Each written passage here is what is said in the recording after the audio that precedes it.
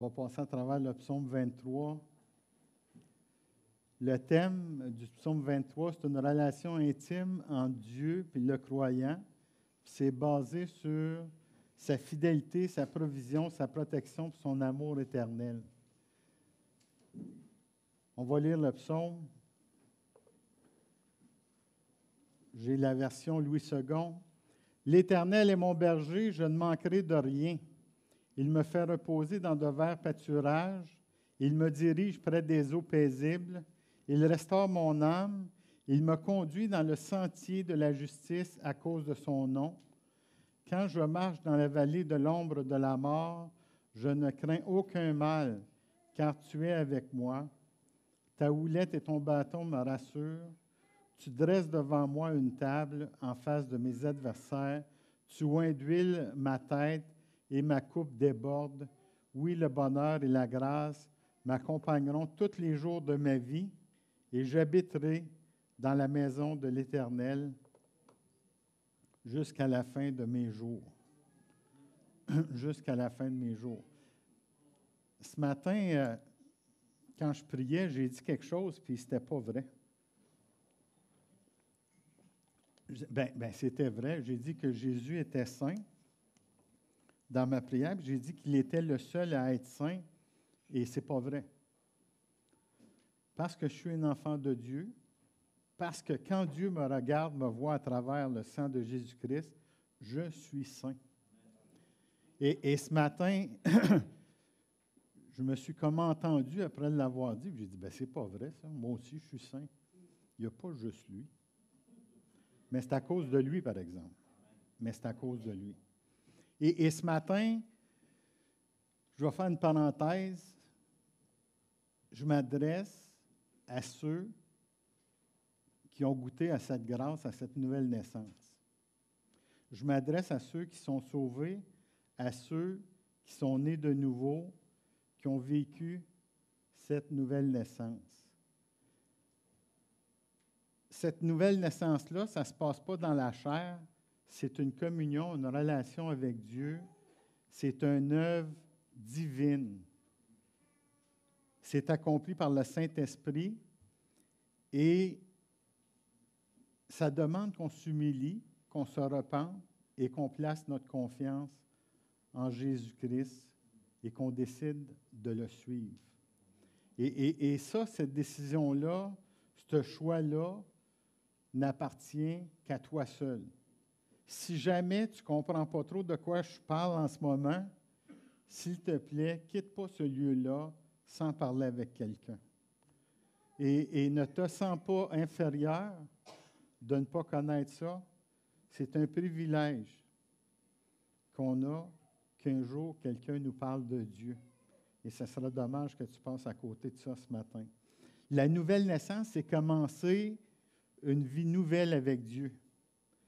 Jésus, dans Marc 8,34, a clairement et solennellement dit, « Si quelqu'un veut être mon disciple, qu'il renonce à lui-même, qu'il se charge de sa croix et qu'il me suive. » C'est tragique de constater comment de personnes n'ont jamais réellement accepté sa direction ou son autorité et qui proclament le suivre. Ce matin, ensemble, profitons de ce moment pour nous examiner mutuellement. Non pas pour examiner le voisin, c'est souvent plus facile et plus le fun, mais ce matin, examinons-nous personnellement. Où j'en suis dans ma relation, dans ma communion avec le Seigneur. Aujourd'hui, on médite un psaume que beaucoup connaissent par cœur, le psaume 23, souvent récité dans des moments de deuil. Souvent, on va aller dans des enterrements, puis ça va être le psaume qui va être utilisé. C'est un bon moment pour m'appeler.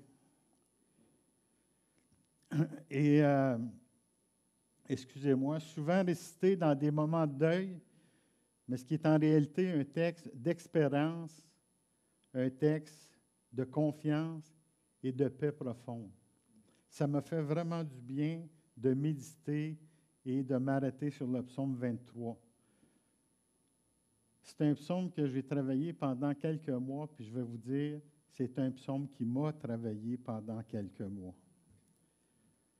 Le psaume 23 est écrit par le roi David. Il utilise l'image du berger pour décrire la relation entre Dieu et son peuple. C'est un psaume court, mais rempli d'une puissance spirituelle extraordinaire. David, avant de devenir roi, était berger, le plus jeune d'une famille nombreuse, oublié dans les champs quand Samuel vient chercher un roi. Et pourtant, c'est dans ces pâturages que Dieu commence à former un cœur de roi, un cœur de berger. David savait ce que signifiait veiller sur un troupeau, protéger, nourrir, conduire, diriger, aimer, en appelant Dieu mon berger. Il affirme une relation personnelle, intime, confiante avec Dieu. Le psaume 23, ce n'est pas juste un poème, c'est le témoignage intime d'un homme qui a appris à faire confiance à Dieu. Pas dans un palais, pas dans la luxure, mais dans la vallée de la solitude, les montagnes du danger et les champs de service. David l'a appris à la dure.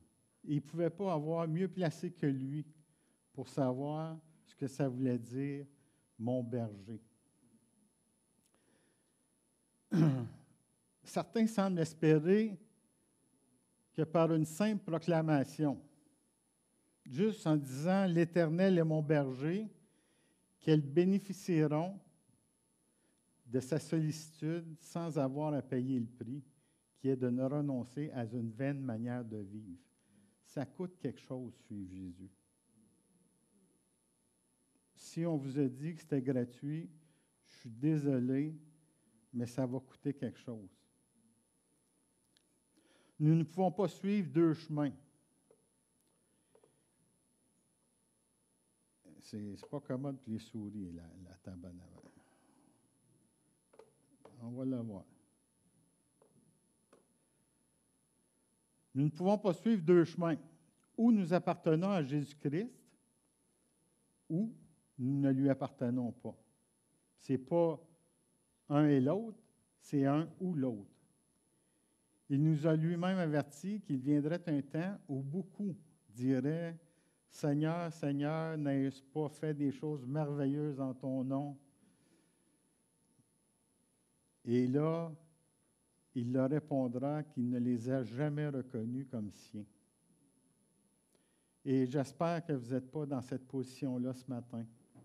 C'est là une pensée grave et sérieuse qui devrait nous amener à réfléchir sur notre relation personnelle avec le Seigneur. Est-ce que je lui appartiens réellement? Est-ce que je reconnais réellement ses droits sur moi? Est-ce que je réponds à son autorité et confesse lui appartenir? Est-ce que je trouve liberté et plein accomplissement dans cette appartenance à Jésus-Christ? Est-ce que lui appartenir me donne paix et repos ainsi qu'un sentiment de vie exaltante?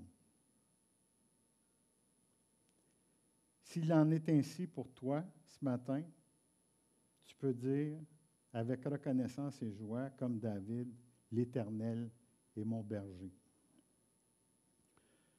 Un jour, il y a de ça bien longtemps, j'étais bien jeune probablement, il y a 35-40 ans passés, je dirais plutôt 35 ans, j'étais sur la route, j'allais visiter un ami pasteur qui habitait à la campagne. Puis c'est une place où tout était entouré de fermes. Puis sur la route, tout d'un coup, j'ai aperçu qu'il y avait quelque chose dans le chemin. Je me suis posé un peu la question, qu'est-ce que c'était? Puis j'ai vite réalisé que c'était des animaux qui étaient dans le chemin. Quand je suis arrivé un peu plus proche, j'ai vu que c'était des moutons. Ils bloquaient le chemin complètement, ils étaient sortis de leur enclos, puis ils étaient dans le chemin. Je ne suis pas fier de vous le dire, mais ma première réaction, ça a été de les pousser avec la voiture. But, la horn, puis tassez-vous, puis... Mais il n'y avait rien à faire. Ils ne se tassaient pas. Par la suite, je suis débarqué de l'auto, puis j'ai crié après eux autres, j'ai levé les mains, je les ai poussés. De temps en temps, il y en avait qui avait de l'air plus têtu que les autres, 2-3 coups de pied derrière. Il n'y avait rien à faire. Fait que là, j'ai un peu abandonné les moutons, puis je suis allé voir par où ils étaient sortis, puis j'ai vu la brèche dans la clôture. Puis là, j'ai réalisé que quand j'avançais dans le champ, les moutons me suivaient. Fait que là, je me suis posé la question, est-ce que je rêve, moi, là? Est-ce que les moutons me suivent vraiment? Et puis là, j'ai continué d'avancer dans le champ. Et plus j'avançais, plus il y avait de moutons qui me suivaient. Puis tout d'un coup, tous les moutons me suivaient. Puis là, j'ai fait 2-3 zigzags, juste pour être sûr. Puis ils répétaient exactement le même trajet derrière moi. J'ai marché vers l'étable, l'écurie. Puis quand je suis arrivé à l'écurie, il y avait là le fermier. Puis je lui ai dit, je suis désolé de vous déranger, mais vos moutons étaient dans le chemin. J'ai dit, par contre, j'ai essayé de leur faire peur, tout ça, ça n'a pas fonctionné, mais quand je me suis avancé dans le champ, ils m'ont suivi. Puis j'ai trouvé ça bien drôle parce que je n'étais pas sûr, j'ai fait même un zigzag, puis ils ont fait le même zigzag que moi. Puis là, le fermier, il me remercie, puis il dit, ils vous ont vraiment suivi? Bien, j'ai dit oui, absolument.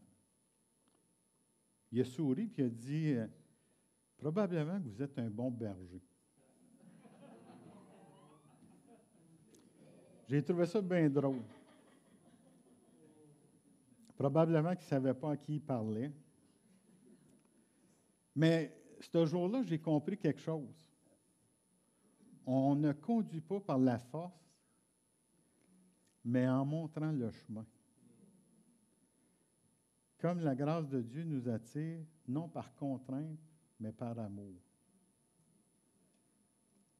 Ça ne marche pas à coup de pied dans le derrière. On arrive au psaume 23, versets 1 et 2. Dieu pourvoit à tous nos besoins. L'Éternel est mon berger, je ne manquerai de rien. Il me fait reposer dans de verts pâturages. Il me dirige près des eaux paisibles. David commence par une affirmation puissante. Je ne manquerai de rien.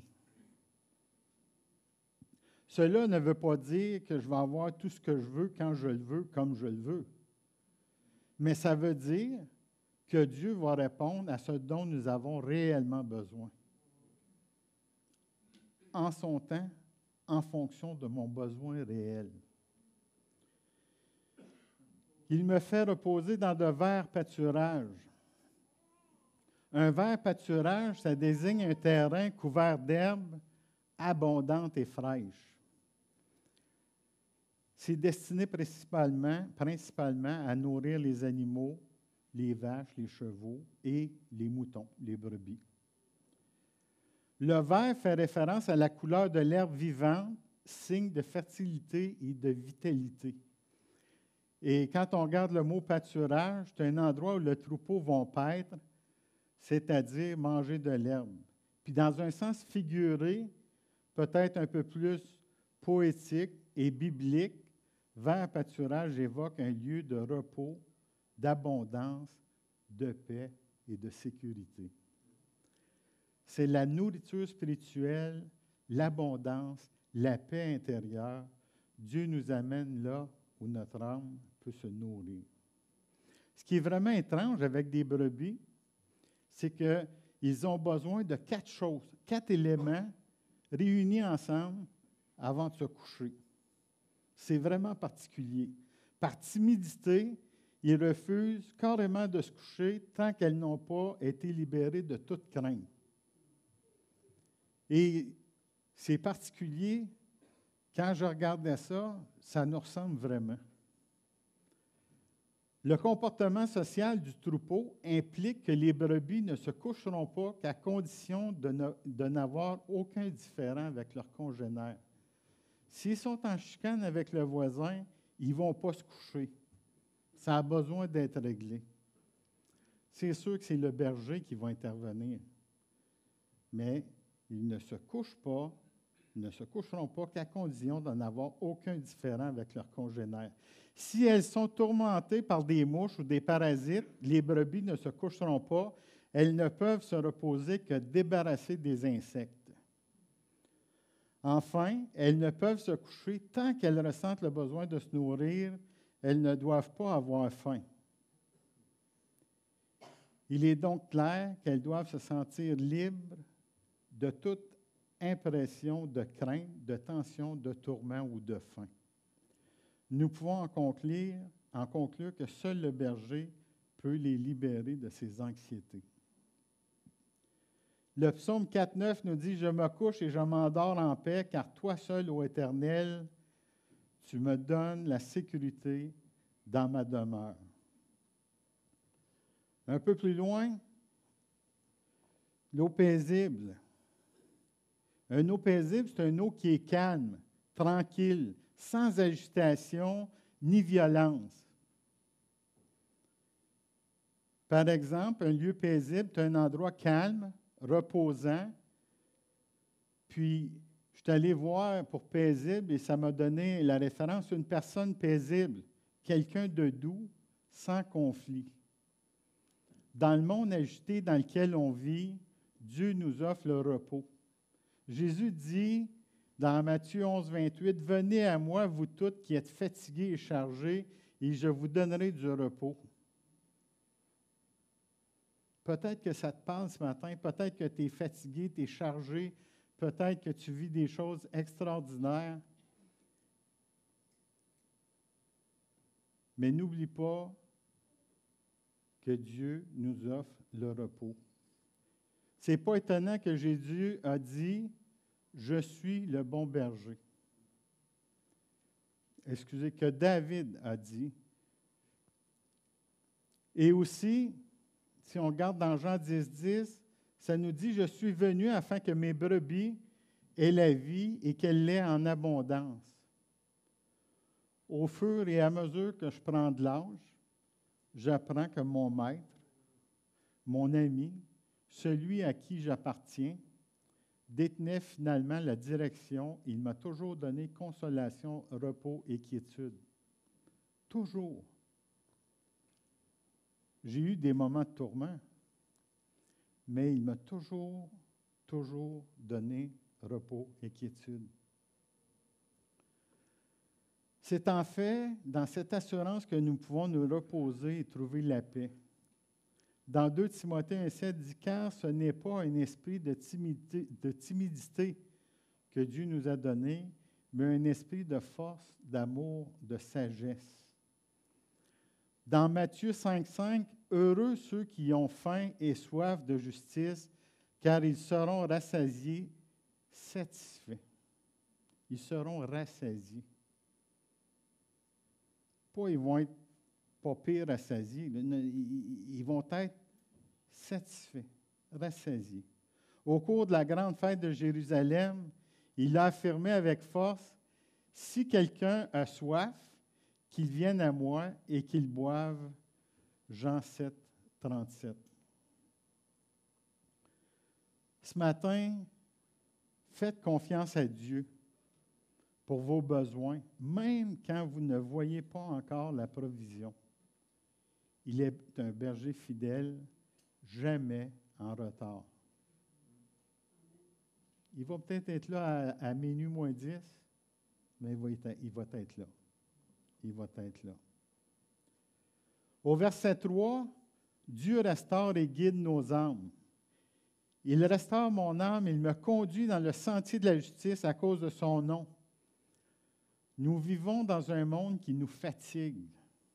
L'âme peut être brisée, découragée, perdue, mais Dieu ne se lâche jamais de nous restaurer. Restaurer l'âme, cela signifie guérir les blessures intérieures, ranimer la foi, fortifier l'espérance. En étudiant ce psaume, nous devons toujours nous souvenir que celui qui nous parle est une brebis confiée aux soins du bon berger. David savait de quoi il parlait. C'est essentiellement la proclamation du chrétien affirmant son appartenance à la famille de Dieu en se glorifiant des avantages d'une telle relation. Dans ce cas, diront certains, pourquoi cette affirmation? Il restaure mon âme. N'est-il pas évident que quiconque bénéficie des soins du berger ne peut atteindre un tel point de détresse qu'il puisse désirer être restauré? Mais pourtant, ça arrive. Et pourtant, ça arrive. Même David, l'auteur du psaume, savait ce que signifie être abattu, découragé. Il avait connu la défaite dans sa vie et le tourment d'avoir succombé à la tentation. David était confronté à l'amertume du désespoir, sans force en lui-même. On peut voir ça dans le psaume 42, 12. Il s'écrit « Pourquoi t'as battu mon âme et gémis-tu au-dedans de moi? » On porte toutes sortes de blessures. On vient toutes de quelque part. Du haut de mes 56 ans, je réalise encore aujourd'hui et j'apprends à me découvrir et je trouve ou je m'aperçois de l'existence de blessures dont je n'avais même pas conscience. Mais je me réjouis que mon berger guérit. Il guérit les cœurs brisés. Il guérit mon cœur. Et il peut guérir le tien ce matin.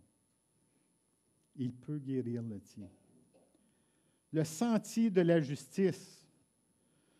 Dieu nous enseigne à vivre selon ses voies et il nous guide non par contrainte, par amour, pour l'honneur de son nom. On va se tourner maintenant vers l'aspect humain de ce thème et nous serons frappés par certains parallèles. Comme nous l'avons dit précédemment, ce n'est pas fantaisie de la part de Dieu de nous appeler des brebis. Nous sommes des brebis. Nos comportements, nos habitudes, nos vies sont tellement semblables à ceux des brebis que c'en est presque gênant. L'Écriture nous décrit comme étant obstinés et têtus. Nous préférons souvent agir suivant nos propres caprices et suivre nos propres voies. Nous étions tous errants comme des brebis, chacun suivait sa propre voie. Ésaïe 53, 6. Et nous agissons ainsi délibérément à plusieurs reprises, même si cela doit se tourner à notre propre désavantage. Lorsqu'il était parmi nous, le grand berger lui-même a averti ses disciples avant son départ pour la gloire, « Vous aurez des tribulations dans ce monde, mais ne craignez rien, j'ai vaincu le monde. » Jean 16, 33. Quand tu te sens loin de Dieu ou accablé, souviens-toi qu'il est prêt à te restaurer. Laisse-toi guider par lui. Verset 4. Dieu nous accompagne dans l'épreuve.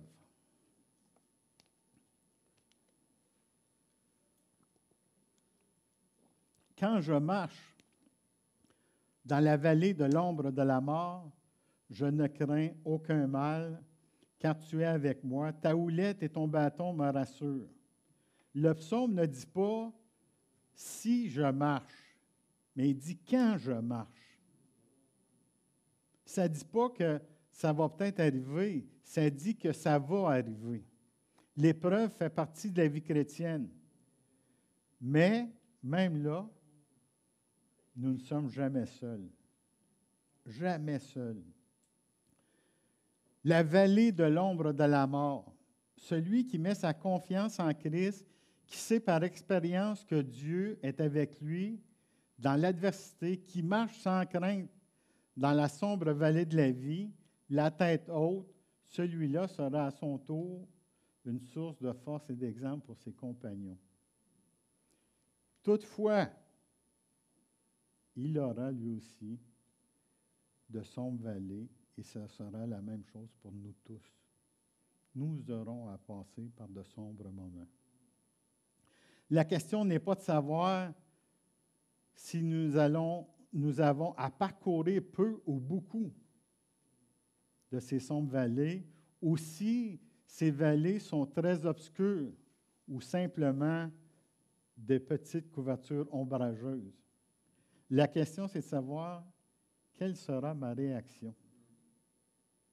Comment vais-je les parcourir, ces épreuves? Comment vais-je affronter les épreuves qui se présentent sur mon chemin? Avec Christ, j'y fais face avec calme. Avec son Saint-Esprit pour guide, j'y fais face sans crainte.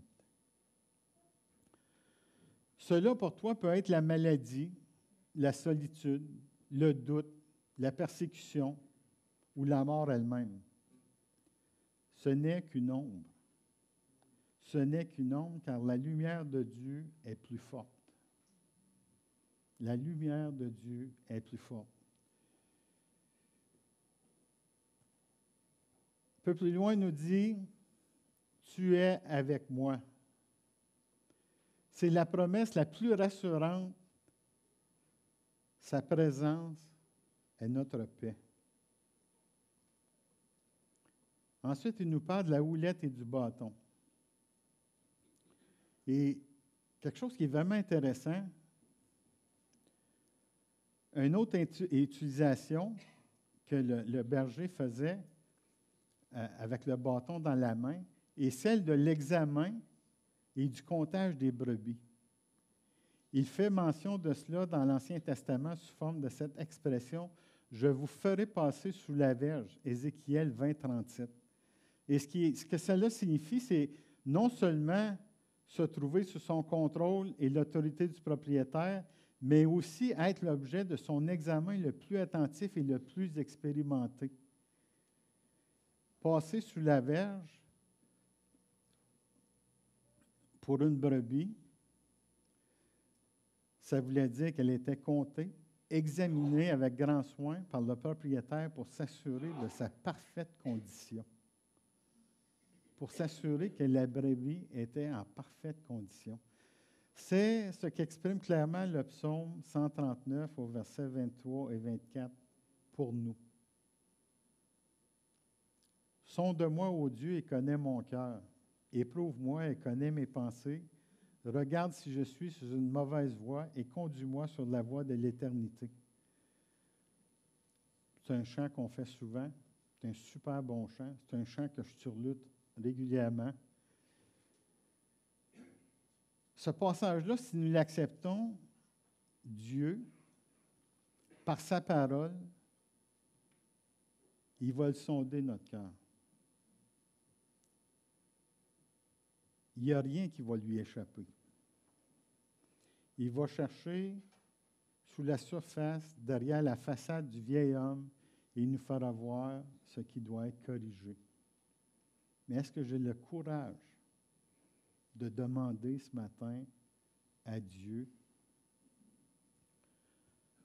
de me sonder, de venir m'éprouver? Est-ce que j'ai le courage de demander ça à Dieu ce matin?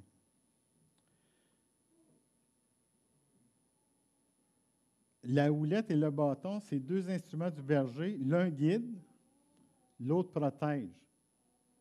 On a souvent tendance à penser qu'il y avait juste un bâton, mais en général, les bergers qui étaient dans les montagnes avaient deux bâtons. Un qui était la houlette et le bâton.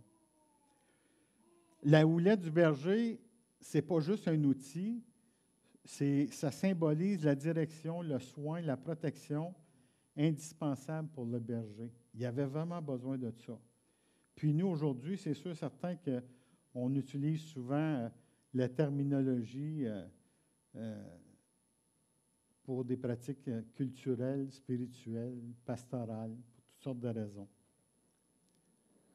Mais ce qu'on a besoin de retenir dans ce verset-là, c'est que n'aie pas peur de la vallée. Peu importe tes vallées, n'oublie pas que Dieu marche avec toi. Au verset 5, Dieu nous bénit même au milieu de l'adversité. Tu dresses devant moi une table en face de mes adversaires, tu oins d'huile ma tête et ma coupe déborde. Une table en présence de mes ennemis. Afin d'éviter ce danger, rappelons-nous que notre Maître, Dieu, nous a précédés sur notre route, faisant face à toute situation pouvant nous nuire. Vous savez, on dit souvent, il n'y a pas d'épreuve, il n'y a pas d'éléments, d'événements qui peuvent m'arriver qui sont plus grands que ce que je suis capable de vivre.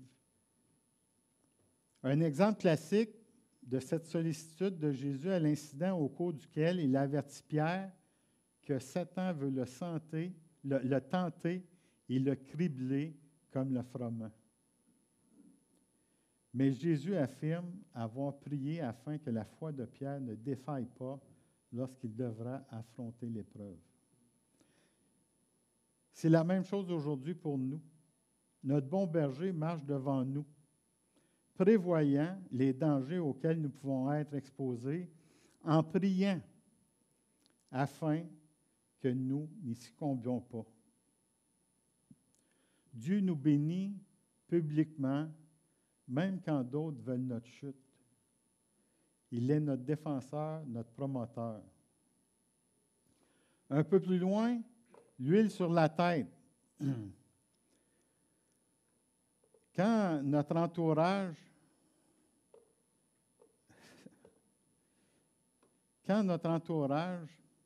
ou les circonstances semblent devoir nous pousser à bout. Vous savez, là, quand on est pogné dans le trafic le vendredi soir, là, puis que toutes les roulottes décident d'aller au camping le vendredi soir, puis là, tu te fais couper, puis là, tu as envie de couper l'autre, tu te dis, je vais me garder une petite gêne. Il y a toutes sortes d'événements, de choses qui arrivent, mais c'est possible de conserver paix et sérénité dans ces moments-là si l'Esprit de Dieu s'oppose à ses forces extérieures. Dans Romains 8, 1 et 2, il nous a clairement affirmé que la loi de l'Esprit de Jésus-Christ nous libère de la loi du péché et de la mort. Si dans ces moments-là, je place mon premier réflexe, mes pensées vers Jésus, puis je lui demande de m'accompagner, de me guider, de me diriger, il va le faire. C'est l'onction journalière du Saint-Esprit qui produit dans ma vie ses caractéristiques personnelles.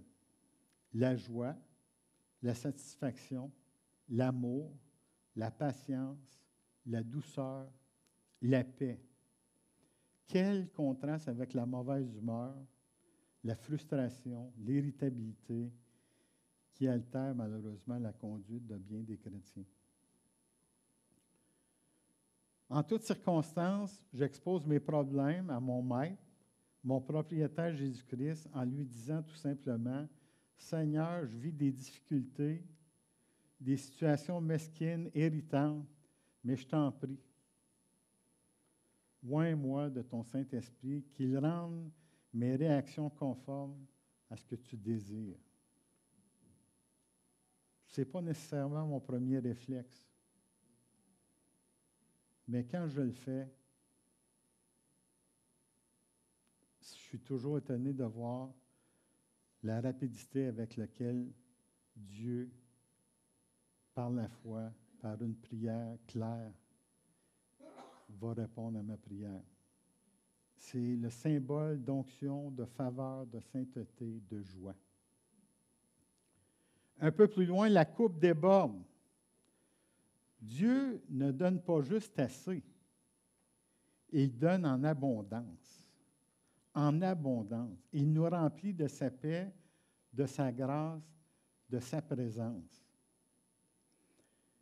Tu es peut-être entouré d'opposition, mais Dieu prépare une bénédiction pour toi. Garde confiance. Le dernier verset, le verset 6, « Dieu est notre éternel refuge. Oui, le bonheur et la grâce m'accompagneront tous les jours de ma vie et j'habiterai dans la maison de l'Éternel jusqu'à la fin de mes jours. » Comme plusieurs le savent, on a eu un petit dégât d'eau. Puis 2 semaines plus tard, on a eu un gros dégât d'eau. Le petit dégât d'eau a fait en sorte que ça a scrappé notre première semaine de vacances. Puis quand on est revenu dans la 2e semaine de nos vacances, je suis descendu au sous-sol. Puis il y avait de l'eau par-dessus mes souliers. À ce moment-là, le premier chant qui m'est venu en tête, là, c'est pas « Oui, le bonheur et la grâce m'accompagnent ». Non, non, non. Non, non, non, non, non, non, non, non. C'est pas la première chose qui m'est venue en tête. Par contre, je suis tout de même resté calme. Je n'ai pas paniqué.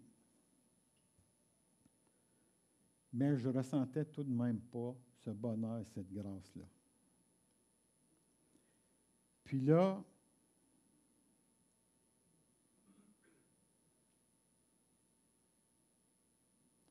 je me suis vraiment posé des questions.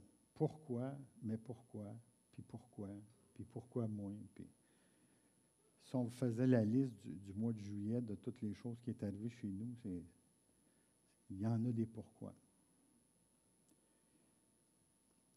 Mais là, en réfléchissant, en pensant, les 2 pieds dans l'eau, penser au bonheur et à la grâce. Ça faisait quelques semaines que je travaillais sur le psaume 23. Puis là, je me suis rappelé le psaume 23, puis aussitôt, il y a une paix profonde qui m'a envahi. J'ai réalisé que le bonheur et la grâce ne se manifestent pas seulement à certains moments, mais chaque jour, à chaque moment. Puis ces jours-là, ça ne se limite pas à seulement le présent, mais ça s'étend jusque dans l'éternité. J'habiterai ne parle pas ici d'une visite, mais il nous parle d'une demeure. Une demeure. La maison de l'Éternel est notre destination finale. C'est là qu'on va finir. La vie éternelle dans la présence de Dieu pour l'éternité. Frères et sœurs, ne vis pas seulement pour la terre, garde les yeux fixés sur la maison du Père. C'est là que ça se passe. C'est là que ça se passe. La conclusion du psaume 23 nous rappelle que nous ne sommes jamais seuls. Dieu est notre berger au verset 1. Au verset 2, il est notre repos. Au verset 3, notre guide. Au verset 4, notre compagnon dans l'épreuve. Et au verset 5, notre honneur et notre bénédiction. Puis au verset 6, notre espérance éternelle. Quelle que soit la saison de ta vie actuellement, tu peux dire avec foi, l'Éternel est mon berger. David nous enseigne que Dieu cherche des cœurs sincères, pas parfaits, sincères. Il nous dit, un vrai leader est d'abord un adorateur. Dieu est proche des cœurs brisés et il restaure ce qui semblait irrécupérable. Est-ce que tu te sens perdu aujourd'hui, fatigué, abattu comme une brebis sans direction? Alors fais comme David, dis simplement, l'Éternel est mon berger. Et l'Éternel est prêt à te conduire, te nourrir, te restaurer et marcher avec toi jusqu'au bout du chemin. Jusqu'au bout du chemin. On va prier. Père éternel, merci pour ton amour, ta patience. Merci pour ce que tu fais dans nos vies. Merci parce que tu connais chacune des personnes qui est ici ce matin. Tu connais nos cœurs. connais nos noms. On est tellement important pour toi que tu connais le nombre de cheveux qu'on a sur la tête. Et ma prière, c'est que tu puisses nous visiter, nous parler, et que ton Saint-Esprit puisse nous faire du bien, Père éternel, puisse transformer des choses, des situations dans nos vies. Père éternel, on veut être semblable à toi. On veut être comme toi. Et on a besoin de toi pour ça. On a besoin que tu transformes nos cœurs, nos pensées, que tu transformes nos vies. Et ma prière, Père, c'est que tu le fasses. Maintenant, aujourd'hui, dans nos vies. Transforme chacun de nous pour ta gloire. Amen.